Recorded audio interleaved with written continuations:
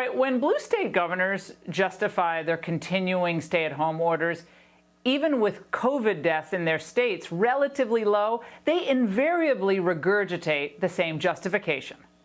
We're going to do the right thing, not judged by politics, not judged by protest, but by science. Not to be a broken record, but we're looking at data. We have to make the best informed decisions based on data and science with the information we have. Well, that sounds good, but are they actually listening to the science? And is the science even settled? Well, last month, before governors began locking down their states, prominent Stanford epidemiologist John Ioannidis made a prescient observation. He said, in the absence of data, prepare for the worst reasoning leads to extreme measures of social distancing and lockdowns. Unfortunately, we don't know if these measures work. Well, for raising this inconvenient truth or even questioning the orthodoxy, the good professor became an instant pariah in the medical establishment circles. Now, others just ignored him, hoping he'd go away. But new data seems to support skepticism of the effectiveness of social distancing. Now, wouldn't you know that our dear friends over at Facebook actually created their own database that measures and tracks social distancing in every U.S. state.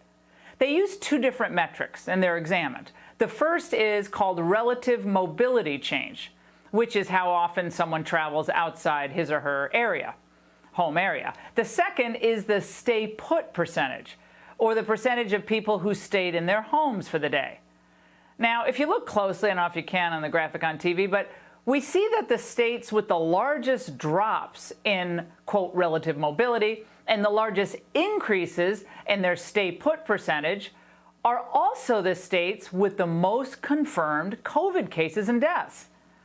Now, New Yorkers and New Jerseyans were understandably terrified about this virus and took the stay-at-home orders quite seriously. But nevertheless, the virus continued to spread. Would it have been worse without the social distancing? Maybe. Do we know that for certain? No. Although the Facebook mapping isn't dispositive, it merely confirms, or reconfirms, I should say, what we need to ask and the questions we need answered about the true efficacy of these social mitigation measures. Now, remember, experts don't like to admit they're wrong, do they? After all, they're supposed to be smarter than the rest of us on all this stuff. Well, then there's the other new article of COVID faith, masks. Now, like most Americans, weeks ago, I began wearing a mask while grocery shopping. And I've talked about this before, but I have been a notorious germaphobe for decades. And it's so bad that my fellow airline passengers, they used to look at me really weirdly when I carried out my ritual disinfecting, regimen that I do with the sprays and wiping down. Well, now everybody's a germaphobe, right? Well, and in March, I thought if masks are what it takes to get Americans back to business sooner, and I assumed they'd be temporary, then fine, what's the big deal? But then I started to see people fiddling with their masks, touching their faces, readjusting the mask, even shaming others for not wearing masks when you're outdoors and exercising, like running past someone 10 feet away. You're not wearing a mask. Well, I started to ask questions. So do these masks, a lot of them are homemade, really slow the spread of COVID? It seems like 5 minutes ago we were told they weren't necessary at all, and now they're as commonplace as sweatpants. Numerous airlines are, as of today, requiring them of both crew and passengers. And they're even becoming, well, masks are becoming kind of fashion accessories. But since we're supposed to be guided by actual facts, what does the science actually say about masks? And I'm not talking about the N95 masks, which work pretty well, and they're, in the clinical, in the hospital setting. But I'm talking about the homemade ones. They're kind of fun to make. We've made some of them here. Well, Mei Chu, a clinical professor of epidemiology at the Colorado School of Public Health, says the homemade cotton masks only stop about 2% of the airflow coming in. 2%. And those surgical blue masks that you see all around and people throw them away, they're in the gutters now, they're like an ecological hazard.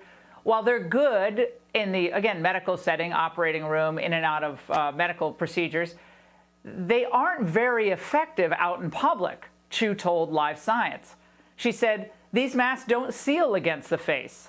About 70% of the outside air moves through the mask, and about 30% travels around the sides. In other words, the masks don't catch the droplets. Now, if experts advising our government officials want the rest of us to take them seriously, then their recommendations have to be reasonable and well-founded, and it would be nice if they were occasionally consistent. If they're not, no one's going to listen. And if they're not held accountable for being wrong, then I don't know where that leaves us. I'm telling you, be prepared, though, as all this plays out, for more petty power grabs. And I'm talking about of the sort we've seen from Michigan Governor Gretchen Whitmer. Today, anti-shutdown protesters converged on the state capitol there. Presumably, state reps listened, and they adjourned, the Republicans, without extending the state of emergency in Michigan. We'll see what Governor Whitmer does now. Apparently, she's just yawning. Americans, though, are smart, and now they're in self-preservation mode, and they're beginning to ask more questions.